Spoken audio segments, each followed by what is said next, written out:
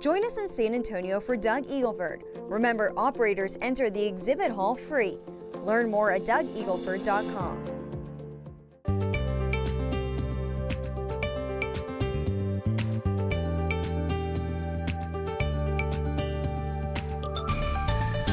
Welcome to this edition of Onshore Connect. I'm your host, Heather Rosenbaum. In this edition, breakthroughs in the Utica Shale. But before we get started, I want to take a moment to thank our sponsors. Dwarfed by the production of the Marcellus, the Utica Shale remains an area filled with untapped energy stores that have been trapped by the low commodity prices. Last year, a study by the Appalachian Oil and Natural Gas Consortium concluded that the Utica possesses total recoverable resources of more than 780 trillion cubic feet of natural gas, about 20 times greater than previous estimates. Though the formation's potential is clear, economics have forced operators to allocate precious capital elsewhere in the Appalachia. But the Utica's more intrepid explorers haven't abandoned the shale play during the downturn. Several companies continue to report improved drilling efficiencies in the play, with some records crumbling as drillers push further than ever into the gas giant. Earlier this year, Eclipse Resources said it drilled a Utica well in Ohio with an 18,500-foot lateral. That's 3.5 miles, which is believed to be a global land record.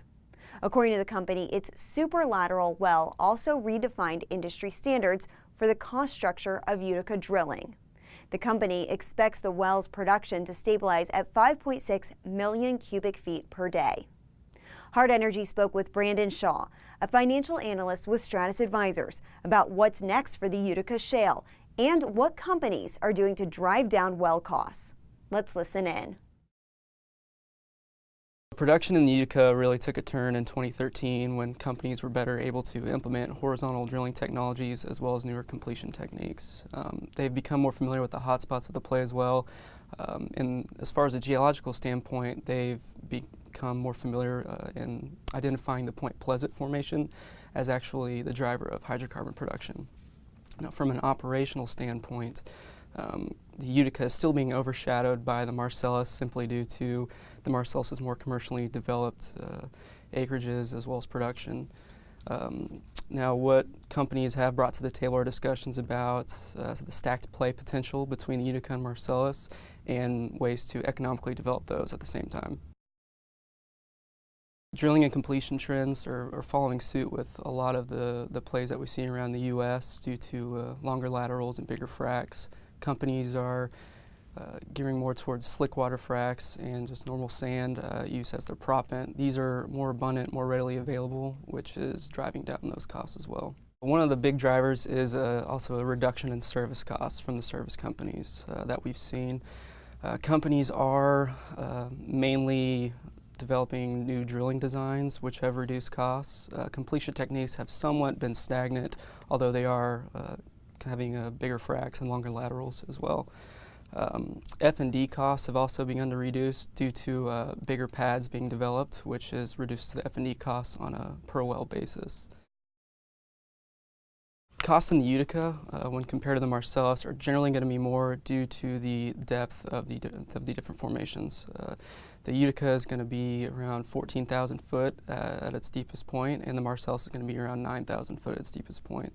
So just from that standpoint, that's going to drive well costs a little higher than the Marcellus. So recently completed projects, they've mitigated some of the bottlenecking issues that we've seen in the Appalachian Basin over the last few years. The Marcellus and Utica have been the primary drivers in natural gas production in the United States over the last few years, and any type of new project that can increase the takeaway capacity is going to be very highly beneficial to the region economically and operationally.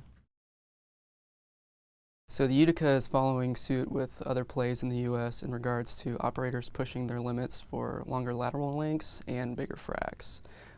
For instance, Eclipse Resources, they've recently drilled the longest lateral length in onshore U.S. history with a 18,500 foot lateral and an over 27,000 measured depth length. So we think operators are going to continue to push their limits in order to increase production and drive down their well costs, making the Utica a more economical play.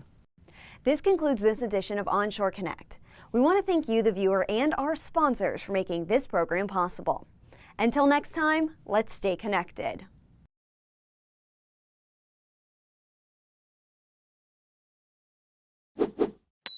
To stay up to date on the most recent Hart Energy videos, subscribe to our YouTube channel by clicking here.